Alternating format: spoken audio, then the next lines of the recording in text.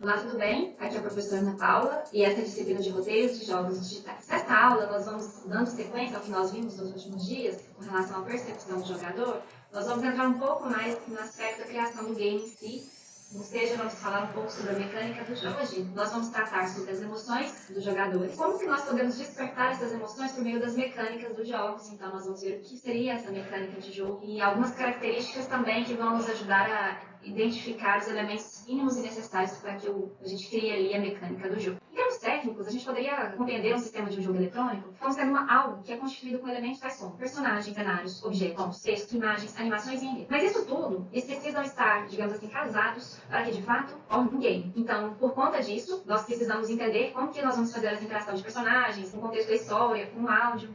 E isso tudo vai nos ser guiado pela gameplay do jogo. Então, por isso, nesta aula, nós vamos focar bastante nessa temática aqui, como eu disse em aulas anteriores. A gente não vai ver isso lá na frente, chegou o grande dia. Mas brincadeiras à parte, hoje nós vamos falar um pouco sobre essa gameplay, que é a mecânica dos jogos. E falando em jogo, o que de fato caracteriza um jogo? Quando pensamos em criar um game, nós não podemos esquecer que a gente está criando um produto, algo que busca atender às expectativas dos jogadores. E aí, quando o jogador está jogando de fato, existem dois níveis, ou seja, duas coisas, assim, grosso modo, acontecendo. No primeiro momento, ele está reagindo emocionalmente ao jogo. Então, está tendo ali a frustração, uma certa conquista, né? O sabor da vitória, vamos assim dizer. Já em outro nível, se a gente olhar sobre uma outra perspectiva, ele vai estar atuando no sentido, assim, de movimentação de botões, de ter a habilidade de coordenação motora, dependendo, às vezes, está ali com uma câmera, né? Com visão computacional, ou Kinect, ou Wii, com vários artefatos que estão assessorando ele para fazer aquela movimentação. Então, a gente tem que pensar que são esses dois níveis. Então, tem o nível do lado cognitivo, psicológico, e tem também o nível operacional. A definição, as características de um jogo são basicamente 4. Então, podem ser encontradas aí. São sistemas, objetivos e regras. Em outras palavras, são peças ou elementos que se relacionam com objetos que vão definir determinados critérios de sucesso e as regras que vão limitar o que o jogador pode fazer. Além disso, o jogo é definido por escolhas que são feitas pelo jogador. E essas escolhas elas vão acontecer no formato interativo. Essas escolhas também devem ser significantes para o jogador. Geralmente, os jogos apresentam desafios ou conflitos. E é isso que vai fazer com que o jogo, de fato, se torne atraente para o jogador, porque isso vai causar uma certa sensação de incerteza. Será que eu vou conseguir? Será que eu passo dessa vez? Jogar um jogo, né? É uma atividade voluntária, diferente de um trabalho. E aí, neste ponto, com relação à perspectiva do usuário, novamente, do jogador, vamos falar um pouco sobre essas emoções, o que faz com que ele, de fato, seja, entre aspas, uma atividade voluntária. Então, como eu ia dizendo, por ser uma atividade voluntária, nós devemos recorrer a questões relacionadas à emoção dos jogadores, ou seja, como eles vão reagir emocionalmente ao jogo. Complementando o que nós vimos lá na atividade relacionada ao gameplay, lembra, comentada, que vocês fizeram? Nós temos aqui alguns conceitos que também vão ajudar a definir. O primeiro atributo que eu trago para vocês, referente às emoções dos jogadores, é relacionado à ideia do fluxo, flow. Isso significa o seguinte: imagine que vocês estão ali numa atividade e vocês começam a desempenhar aquela tarefa, e aí aquilo está te envolvendo de uma certa forma positivamente, que você nem tem a sensação do tempo que você ficou ali. Então, o tempo parece que voa. Então, isso está muito relacionado àquele momento, os momentos de diversão que os jogadores estão tendo, a ideia do fluxo. E para atingir esse nível, os jogadores estão completamente focados, centrados. Eles ficam tão imersos ali naquela atividade que esquecem do mundo. E foi aonde eu entendi, eu como mãe, né? Muitas vezes, menino, vai almoçar, vai jantar, e tá lá, não, tô jogando. A gente quer, mas agora eu entendi o porquê. Uma das razões para que as pessoas joguem é essa ideia da socialização, que ocorre muito quando eles estão jogando em jogos online. Outra característica que também afeta a emoção dos jogadores, e vocês falaram isso com muita propriedade, tá bom? É com relação à reação que vocês sentem, tanto com os personagens quanto com a história. E isso, o que a gente pode observar? Se a história for bem feita, pode gerar emoções muito poderosas no jogador. E os jogadores reagem a todas as percepções e emoções do gameplay. Mas, além disso, misturam essas emoções às histórias e aos personagens. Outra característica que também vai mexer nas emoções do jogador são os famosos momentos inesperados. E aí, quando nós estivermos elaborando o nosso jogo, a gente tem que pensar em situações que vão proporcionar esses momentos para os usuários. O jogador pode descobrir estratégias pelas quais os objetivos funcionam em conjunto que não foram previstas durante o desenvolvimento. E aqui eu até faço uma ressalva, eu vou até deixar depois o link aqui. Eu vi esses dias um rapaz treinando uma IA para jogar aquele joguinho, quando você tem internet, do dinossauro lá no Chrome, se não estiver enganado. Eu sei que a IA ela foi descobrindo alguns elementos da gameplay que não tinham sido definidos, porque ela conseguia fazer uma velocidade tão grande que não se previam. Mas em todo caso eu coloco aqui depois na descrição, seja do vídeo ou mesmo no contexto da aula, e para vocês terem uma ideia do que eu estou falando. Esses momentos inesperados acontecendo até para a IA, né? Também sabemos que o ato de jogar traz para o jogador sentimentos antagônicos, né? Então, quando ele ganha as partidas e está tudo certo, ele se sente realizado, empoderado. Entretanto, quando perde, vai ter aquele sentimento de fracasso, né? De, ai, é horrível. Agora eu brinco, né? Vou derrubar todo mundo aqui agora, ninguém mais vai jogar. Então, a gente, como pensando no designer de um game, na mecânica dos jogos, a gente precisa conhecer esses dois tipos de reação, termos isso em mente, e projetarmos experiências, né? De modo a minimizar as frustrações e ainda assim oferecer algo que seja desafiante para os jogadores. E chegamos a uma constatação. Cada jogador tem suas motivações e preferências que estão diretamente ligadas com o seu comportamento e padrões de uso.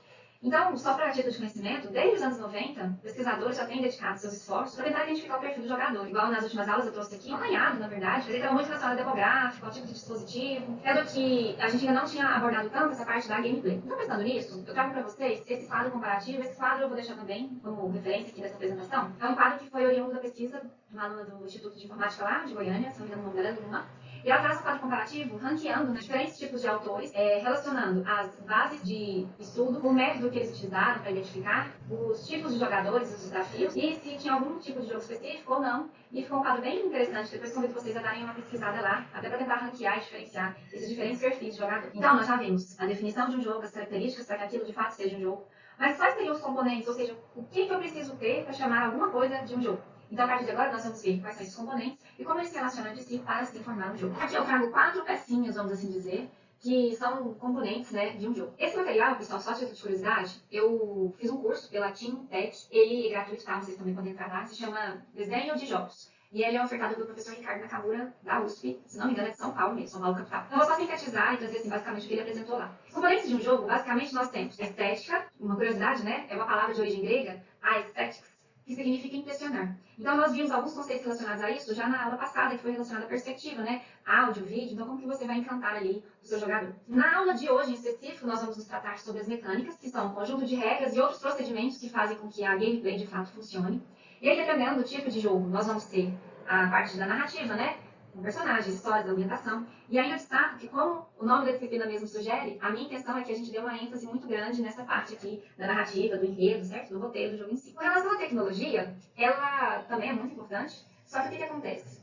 Não teremos tempo de trabalhar na disciplina, de fato, o conteúdo é extremamente vasto. Uma questão interessante é que uma coisa está atrelada à outra. Por exemplo, quando começaram a criar, né, os personagens ali, Mario Bros, aquela coisa nada toda, eu até comentei nas aulas anteriores que a tecnologia que existia na época acabava que limitava a estética do jogo. Então, por exemplo, naquela época a gente não tinha os computadores ou os consoles, alguma coisa assim, com tantos recursos que permitissem ter um desempenho gráfico satisfatório. Então, ali colocava aquela imagem pixelizada. Então, a gente vai observando que essas coisas acabam ficando atreladas umas às outras. Outro aspecto interessante também que eu vi aí é que, com relação à mecânica, às vezes ela nem evolui tanto assim de um jogo para o outro. Mas o que vai mudar de fato é a questão da tecnologia, que você vai ter mais recursos computacionais mesmo para gerar aquelas ideias dos roteiristas ali, né, dos game designers. Também tem a questão da narrativa, que aí fica mais rico, né, com relação à computação gráfica, com os efeitos sonoros, a sonoplastia do game. E isso tudo vai impactar na estética. Então, não necessariamente afetando tanto na ideia das mecânicas de pulos e saltos e coisas assim. Mas, pensando que a gente tem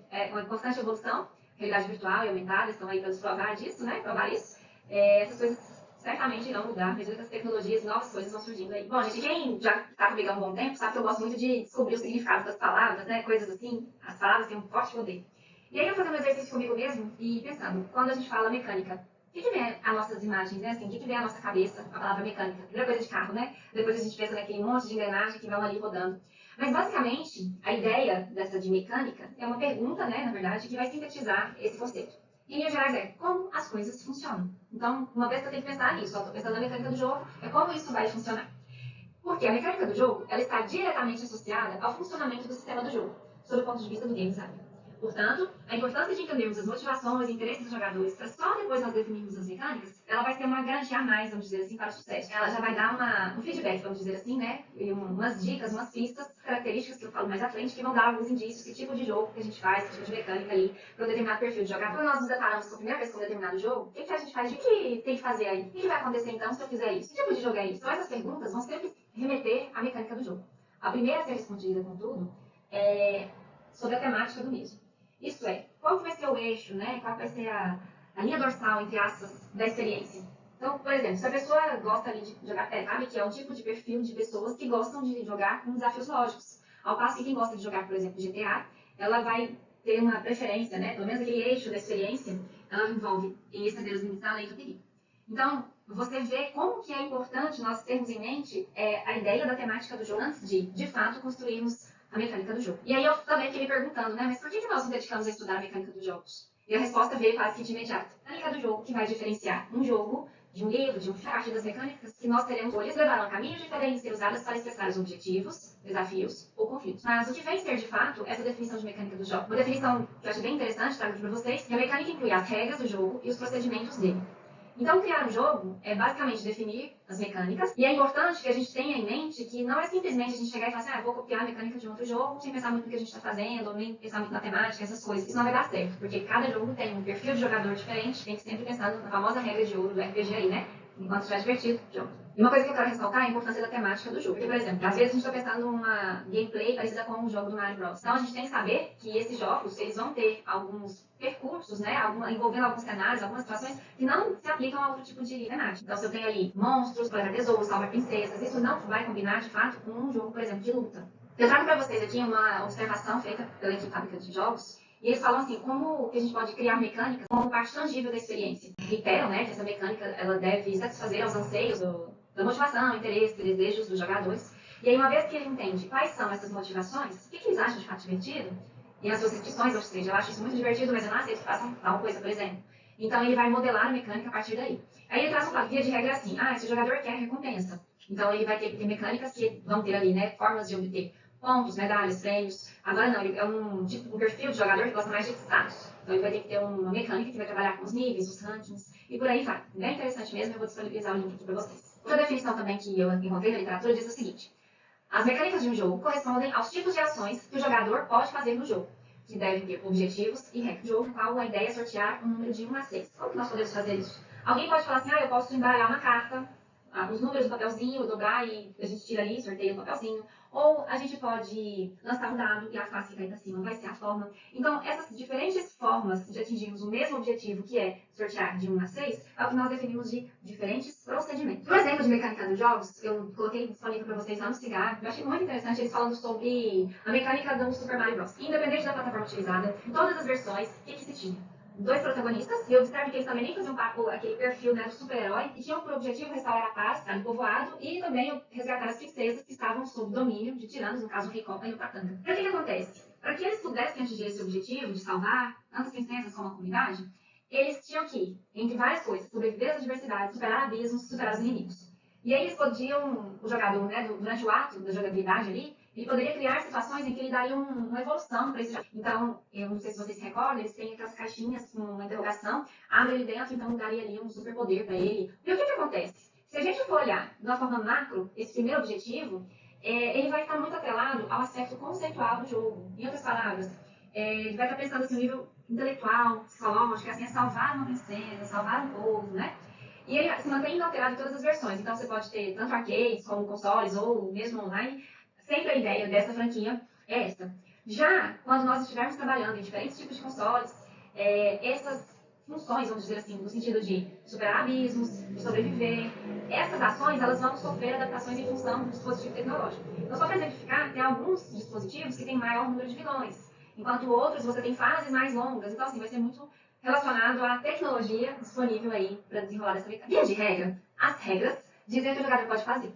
E é interessante que uma vez que você começa a jogar, as pessoas aceitam essas regras e elas sempre vão respeitar as mesmas regras, porque senão também não teria jogo. E aí, basicamente, existem 6 características que vão ajudar a definir as regras. Característica 1, elas vão limitar a ação do jogador. Na segunda característica, são obrigatórias. E uma coisa interessante é que nós aceitamos a descrição dessas regras e elas têm que ser claras para nós, porque não adianta também lá na frente, eu fiz isso porque eu não sabia, não tinha entendido, né? Então, o jogo é ideia que sejam regras muito claras. Terceira questão, elas são regras fixas. O que isso significa? Durante todo o jogo, vocês vão ter aquelas mesmas regras. Então, por exemplo, você está jogando ali no controle, se eu teclar para a direita, para a esquerda. Então, são alguns exemplos que elas não vão mudar aí ao longo do percurso. E se mudar, essas mudanças estarão previstas em um outro conjunto de regras. Outra coisa, as regras elas não deixam dúvidas. E vai muito ao encontro, né, dessa ideia de ser clara desde o princípio. Então, um exemplo que eu trago aqui é quando a gente criança vai brincar ali na rua e alguém, não sei se alguém já fez isso, mas colocava os chinelos um do lado do outro, falava, aqui é o gol. Então, todas as bolas que passavam por ali, naturalmente as pessoas ali já computavam o gol para os times que acertavam ali o gol. Feitos também são compartilhados entre os jogadores, ou seja, todos ali sabem o que pode e o que não pode acontecer. E mesmo os que não sabem ainda que estão aprendendo, geralmente é a pessoa que tem uma experiência maior que vai explicando as regras ali para ela. Isso também é interessante, vai promovendo o desenvolvimento. Elas são regras repetíveis. Então, assim, às vezes você está jogando, aí depois daqui a um mês você quer jogar de novo, a regra mudou. Não, a regra do jogo é essa. Lógico que existem exceções, né? Assim, pensando na questão dos games, às vezes umas versões, algumas atualizações, mas via de regra, em determinado tipo de jogo, nós temos essas características. Para identificar essa ideia das regras, vou citar para vocês o exemplo de nós jogarmos para o ímpar. Como é que funciona? O jogo é jogado por 2 pessoas. E aí sempre uma pessoa pede par, a outra ímpar. E aí cada jogador escolhe um número entre 0 e 10, porque vai ser os dígitos que tem ali, de 0 a 10. E ao mesmo tempo, os jogadores vão valendo, aí todo mundo mostra os valores. Se a soma desses valores for par, a pessoa que tinha pedido par vence. Se não, a pessoa que tinha pedido ímpar vence. Então, assim, esse é um exemplo que a gente tem, simples, né, corriqueiro nosso, mas de como nós criaríamos uma especificação de regras para o jogo para o ímpar. Ainda em procedimentos, é importante destacarmos que se eu estiver jogando jogo de damas no formato físico, nós não precisamos explicar. A gente for pensar assim, vou escrever um procedimento para jogar jogo de damas. Não precisa falar assim, pegue a pedra e a levante e coloque em determinado lugar. Não, isso aí já fica uma coisa subentendida. Entretanto, quando nós estivermos programando o jogo digital, estes procedimentos deverão ser muito bem descritos. E eles vão estar também conversando com a parte de tecnologia, que é na parte da programação desses jogos. Uma regra do jogo diz que um personagem pode voar, é preciso indicar qual vai ser o procedimento que o usuário vai ter que fazer para que este personagem consiga voar. E além disso, nós ainda temos umas outras situações. Porque, por exemplo, tem jogos em que a pessoa clica em determinado botão e a personagem pula. Mas e se ela estiver vindo já correndo e pular? Será que ela pula mais alto? Ou às vezes ela ativa alguma força que faz com que ela salte mais distante? Então são pequenas coisas que vão estar interferindo nos procedimentos e relacionados à mecânica dos jogos. E uma forma que eu achei bem interessante de fazermos, né, a definição da mecânica, e depois vocês vão treinar isso daí, é colocar sempre a ideia da participação direta do jogador, ou seja, o que ele tem que fazer, em formatos de verbos que vão dar a ideia, né, de ações. Então, por exemplo, voltando lá ao caso do Super Mario Bros. O que tem que fazer o jogador para que o joguinho funcione, né? Quais são as ações que é possível fazer os irmãos Mario Bros? Podem andar, podem pular, correr, pegar moeda, nadar. Além dessas ações, a gente também tem que pensar em outras regras do jogo. Será que ele pode encostar no copo de qualquer forma? Para que serve essas moedinhas do jogo? Onde que ele vai ter uma recompensa de ter buscado? A caixinha de interrogação? Então são várias coisas que nós devemos pensar aí quando estamos tratando da mecânica dos jogos. Então, como eu já havia dito, o game designer tem que pegar todas essas ações que vão estar ali nos verbos e projetar uma interface para cada uma dessas ações. Então, só para exemplificar, o uso de teclas para mover os personagens ou botões que poderão ser usados para pular, e essas experiências também acabarão afetando a experiência do jogador, porque às vezes é muito difícil, né? Se preocupar, tem que A, D, X e não sei o quê, poderia ter sido uma coisa mais simples. Então, o game designer tem que pensar em termos também dessa mecânica do jogo. As definições que nós vimos, mecânica de jogo nada mais é do que uma combinação de um conjunto de regras, o que pode, o que não pode, e os procedimentos, ou seja, como que eu vou fazer determinada ação. E às vezes é bem difícil separar essas regras dos procedimentos. E aí alguns designers, eles acabaram criando algumas categorias de mecânicas que são usadas, né, para auxiliar nessa criação aí das mecânicas. A atitude de conhecimento, essas categorias são de espaço, manipulação, habilidade e de sorte. Com relação à mecânica de espaço, ela vai dar a ideia de um território. E elas são sempre relacionadas à movimentação, exploração, controle de espaço. E elas são mecânicas relacionadas à curiosidade e pensamento estratégico. Por isso é importante também a gente pensar na temática, que por sua vez é o perfil do jogador, lembra? Você vê que tudo vai criando ali um elo entre as coisas. E esse tipo de mecânica de espaço, ela está, por exemplo, presente em jogos até...